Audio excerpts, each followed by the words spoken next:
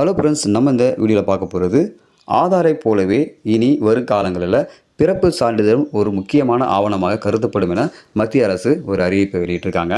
அதனைத் தொடர்ந்து இந்த பிறப்பு சான்றிதழ் கண்டிப்பாக எல்லாருமே பெற்றிருக்க வேண்டும் சொல்லியிருக்காங்க.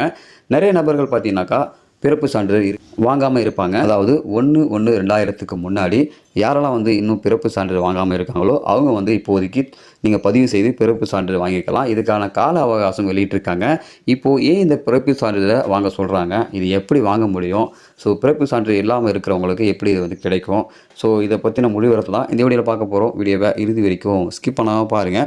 வீடியோ பார்க்கறதுக்கு முன்னாடி நீங்கள் இந்த சேனல் ஒன்றும் சப்ஸ்கிரைப் பண்ணலன்னா கீழே இருக்கிற ரெட் கலர் சப்ஸ்கிரைப் பண்ணி கிளிக் பண்ணிக்கோங்க. கூடவே பக்கத்தில் இருக்க பெல் ஐக்கான் கிளிக் பண்ணிக்கோங்க. அப்போ தான் நாங்கள் போடக்கூடிய பயனுள்ள வீடியோக்களை நீங்கள் மிஸ் பண்ணாமல் பார்க்கலாம். வாங்க வீடியோக்குள்ளே போகலாம். சமீபத்தில் பிறப்பு சான்றிதழ் அடையாள ஆவணமாக கருதப்படும் என மத்திய அரசால் ஒரு அறிவிப்பை வெளியிட்டிருந்தாங்க. இந்த நிலையில் பிறப்பு சான்றிதழ்களை வாங்க புதிய கட்டுப்பாடும் விதிக்கப்பட்டுள்ளது. இதற்கான இறுதி நாளும் தற்போது அறிவிக்கப்பட்டுள்ளது.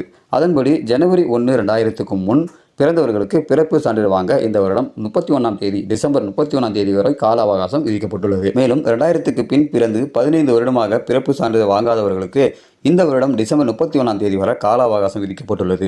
அதற்குள் மாவட்ட ஆட்சியர் அலுவலகங்களில் மேல்முறையீடு செய்து பிறப்பு சான்றிதழ் வாங்கிக் கொள்ளலாம் என்றும் அறிவிக்கப்பட்டுள்ளது. கிராம பஞ்சாயத்துகளில் பதிவு செய்த பிறப்பு சான்றிதழ்களை பதிவிறக்கம் செய்வது எப்படின்னு கேட்டிங்கனாக்கா, அடையாள அட்டையாக கிராம பஞ்சாயத்துகளில் உள்ள பிறப்பு சான்றிதழ்களை மக்கள் எளிதாக டவுன்லோட் செய்ய முடியும். இதற்காக தமிழக அரசு GECCAPP.ChennaiCorporation.gov.in என்ற இணையதளத்தின் மூலமாக நீங்கள் ஆன்லைன் மூலமாக டவுன்லோட் செஞ்சுக்கலாம்.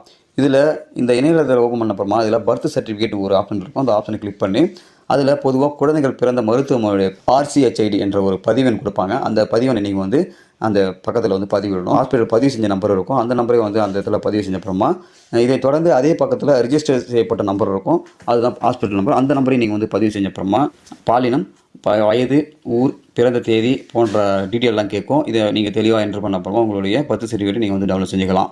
இந்த நிலையில் தான் தமிழக அரசு முக்கிய சேவைகள் அனைத்திற்கும் ஒரே ஆவணமாவது பிறப்பு சான்று அப்படின்ற ஒரு அறிவிப்பு வெளியிட்டிருக்காங்க. கடந்த 1ஆம் தேதி முதல் இந்த புதிய விதி அமலுக்கு வருது. ஆதார் அட்டை, கல்வி நிறுவனங்கள் சேர்க்க, வாக்காளர் பட்டியலை தயாரித்தல், ஓட்டுநர் உரிமம், பாஸ்போர்ட் வழங்குதல், அரசு பணிகளுக்கான நியமனம் ஆகிய சேவைகளுக்கு பிறப்பு சான்று பயன்படுத்தப்படும் அப்படின்னு சொல்லியிருக்காங்க. அதிலும் திருமண பதிவு உள்ளிட்ட பல சேவைகளும் பிறப்பு சான்றிதழ் ஆவணமாக செயல்படும்.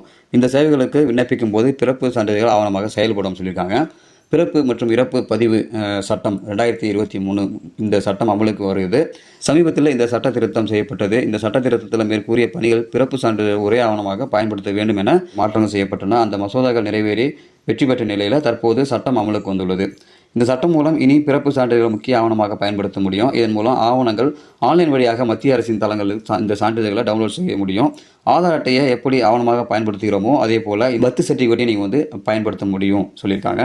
ஸோ பிறப்பு சான்றிதழ் பார்த்தீங்கன்னா இதுவரை பிறப்பு சான்றிதழ் பலரும் டிஜிட்டல் முறையில் பெறவில்லை. இப்போது பெறுவதன் மூலம் டிஜிட்டல் பதிவு மூலம் பொது சேவைகள் மற்றும் சமூக நல திட்டங்களை வேகமாகவும் பாதுகாப்பாகவும் பெற்றிட முடியும். இந்த சட்டம் அமலுக்கு வந்தால் இனி பல சேவைகள் இதை அடையாள ஆவணமாக ஒரு முக்கிய ஆவணமாக வழங்க முடியும்.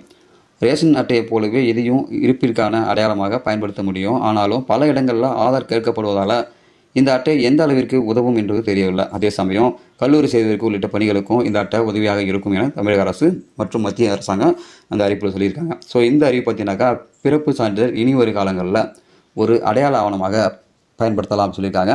ஸோ எப்படி நம்ம நாட்டில் ஆதார் கார்டை அனைத்து சேவைகளுக்கும் நம்ம டாக்குமெண்ட்டாக கொடுத்துட்ருக்கோமோ, ஆவணமாக கொடுத்துட்ருக்கோமோ, அதே போல் பிறப்பு சான்றிதழ் நீங்கள் ஒரு அடையாள ஆவணமாக நீங்கள் கொடுக்கலாம். இதற்கு கல்லூரி சேருவதற்கு, பேங்க் அக்கௌண்ட் ஓப்பன் பண்ணுறதுக்கு, ஸோ நீங்கள் ஒரு திருமண பதிவு சான்றிதழ் பதிவு பண்ணிட்டீங்கன்னா அதுக்கு எல்லாத்துக்குமே பிறப்பு சான்றிதழ் ஒரு முக்கிய ஆவணமாக கருதப்படும் அப்படின்னு சொல்லிட்டு மத்திய அரசாங்கம் அறிவிப்பு வெளியிட்டிருக்காங்க. ஸோ இந்த அறிவிப்பு பார்த்தீங்கன்னா மக்களுக்கு முக்கியமான ஒரு அறிவிப்பு சொல்லலாம்.